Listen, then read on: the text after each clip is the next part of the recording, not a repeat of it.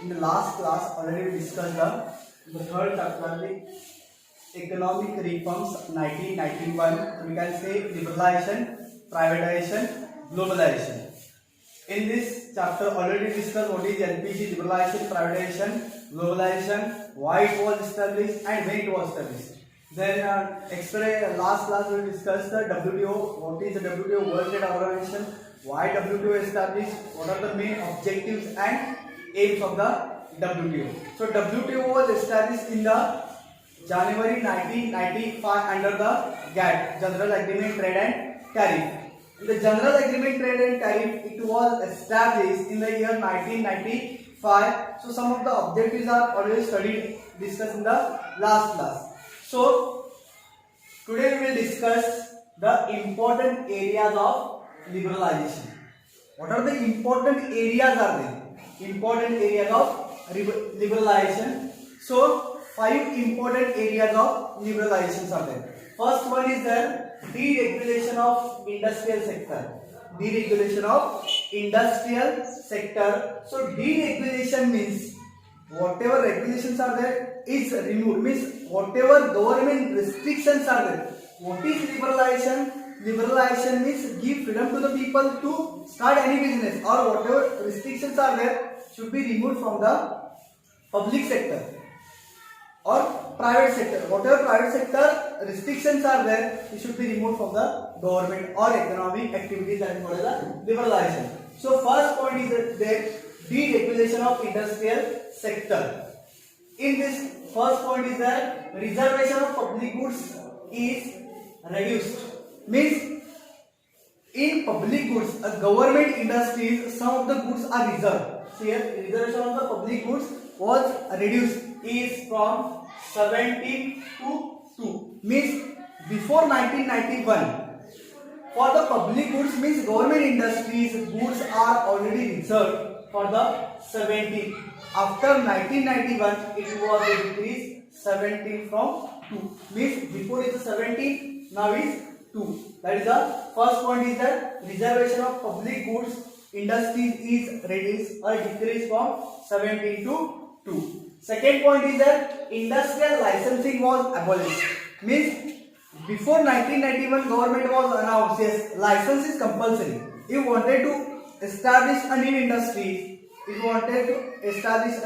in particular area, then license is compulsory. So that was abolished. Abolished means cancelled. Abolished means cancelled. Means now present days expect some industry, some big industries are there who want license. So industrial licensing was abolished, means that was removed. Third one, transfer to all other industries to the private sector. Means whatever public sector industries are there, they are transferring to the private sector. Yesterday I give an example of Khanapur sugar industry. Khanapur sugar industry was the first, was the Bhagyalakshmi sugar industry. Then transferring ownership and management from public sector to private sector is called as the Laila sugar industry. Again 10 to 15 years, that again industry was transfer ownership to Mahalakshmi group. That is called as the transfer all other industries to private sector. Means whatever public sector industries are there, they are directly transferring to the private persons or private sector. Means whatever government industries are there, they can run the private sector. Next, reservation of the goods for SSI. SSI means small scale industries. SSI means small scale industries. Small scale industries are those industries, is the industry which is are run by the up to 5 lakh. Up to the 5 lakh. Now that limit is there 1 crore. Now this limit is there 1 crore. That time those industry was started up to the 5 lakh. That industry is considered as a SSI, means small scale industry. And now that limit is there 1 crore. So some of the goods was reserved for the SSI. Means small scale industries are reserved some goods for the SSI. Next point, freedom given to the market to decide the price. Means those markets are there, like APMC markets are there, Agriculture Productive Market Corporation. APMC means Agriculture Productive Market Corporation. This such kind of markets are that the government given a freedom to decide a own price. So these are points are there in the first point, deregulation of industrial sector. Second point is the tax reforms. Tax means tax is a compulsory levy from the person. Means compulsory we have to pay the tax. Every person or every individual person we have to compulsory pay tax to the government. In the tax there are two types are there: direct tax and indirect tax. First one direct tax and second one indirect tax. So what is direct tax?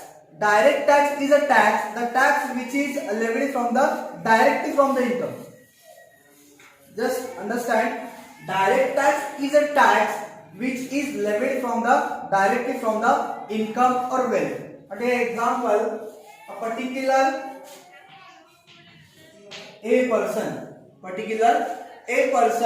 a salary is there.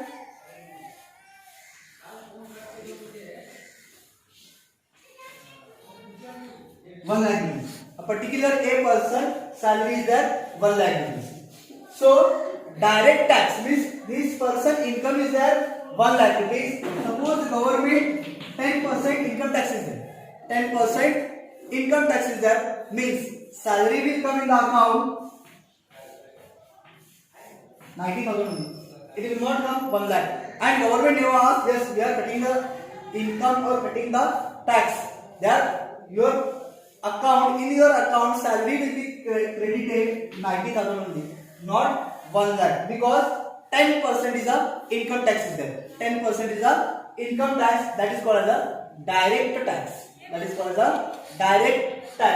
Direct tax is a tax which tax is levied from the income or cutting from the income, that is called the direct tax. At an example, give an example. A particular person is there, a salary of working in a particular institution, particular companies, a particular factories. The salary is there 1 lakh rupees, means government employees there. Then 10% tax is there. 1 lakh 10% is a 10,000. 1 lakh 10% is a 10,000. Means 10,000 income tax will cut and 90,000 salary will come. That is called the direct tax. Next is indirect tax. Indirect tax is a tax we are indirectly paying. Indirect tax is a tax we are indirectly paying. Now this all taxes are removed: sales tax, custom tax, all taxes are removed, and only one tax are implemented, that is called the GST, goods and service tax. That is called the goods and service tax. In the goods and service tax there are two types are there: CGST and SGST. Central government CGST means central government GST and state government GST. Goods and service, central government goods and service tax and state government goods and service tax. Suppose take example for medicine. If a particular take example yours only. Suppose you are purchasing a particular medicine for the 500 rupees. 500 rupees purchasing the medicine. Then we have to pay both these taxes, central GST and state GST. Then including that, shopkeeper will tell the bill of the medicine. Means we are paying indirectly tax to the government. That is called the indirect tax. So in shopkeeper we are paying tax to the shopkeeper.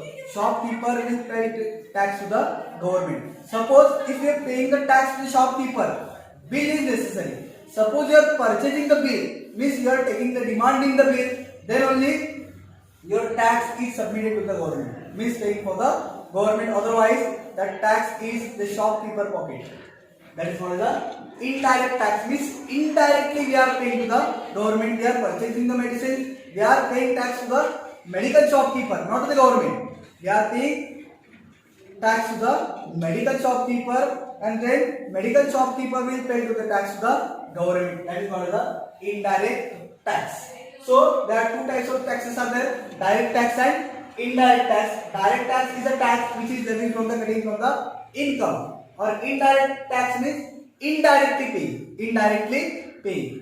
In the direct tax, there are taxes are there: income tax, wealth tax. Income tax and wealth tax. In the income tax, are those taxes are removed or cutting from the salaries.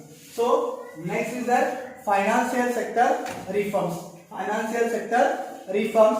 In the financial sector reforms, it includes financial institutions, banks, foreign markets. Financial sector reforms, it includes financial institutions, banks and foreign market. So first is that reducing the role of RBI.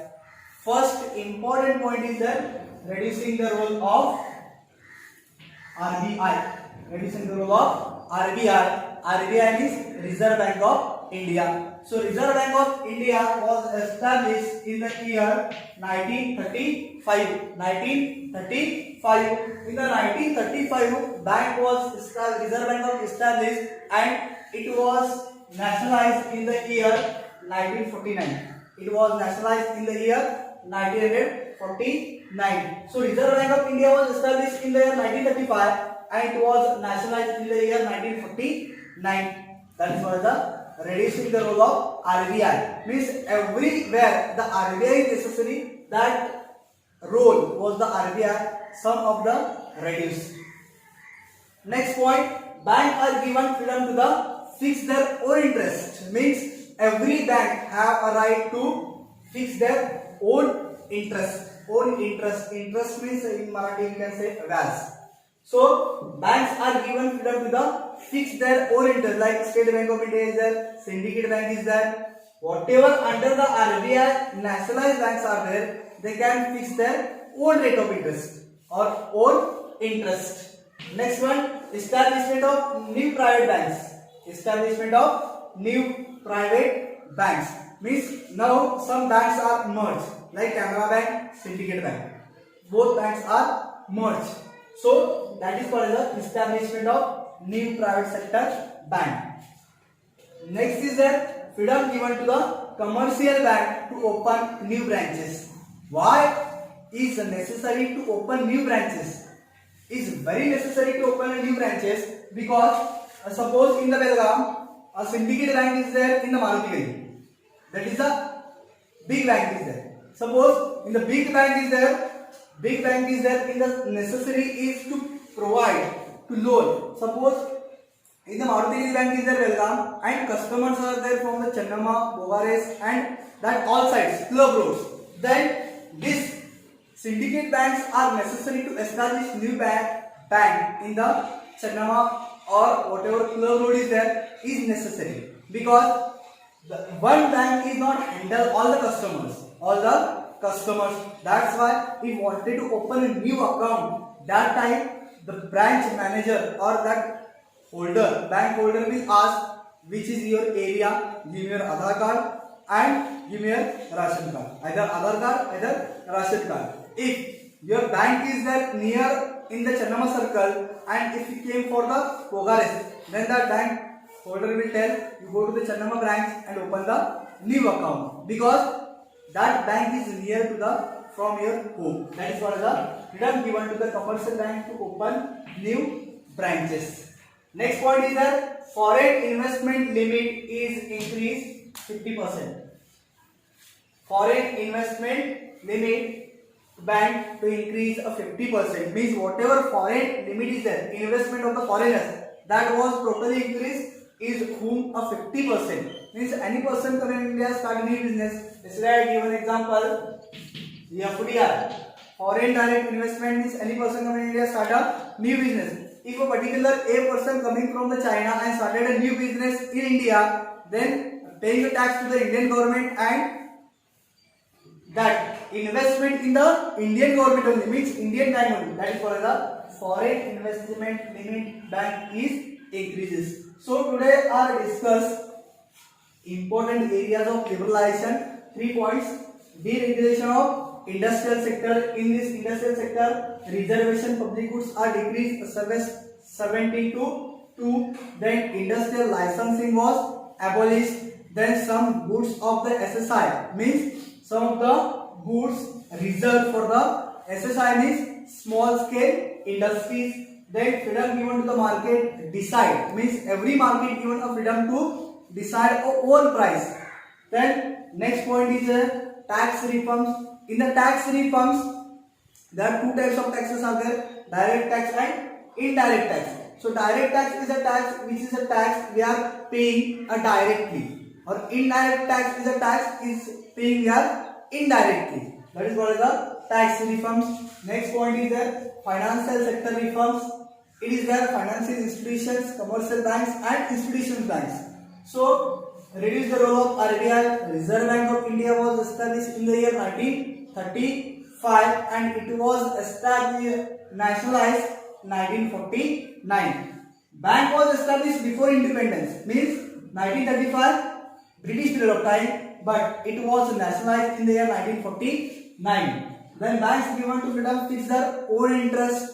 Then commercial bank given a means freedom to open new branches in every area of the nationalized banks. So in next class we will discuss the trade policy. Whatever remaining 2 points are there, we will discuss in the next class. Thank you.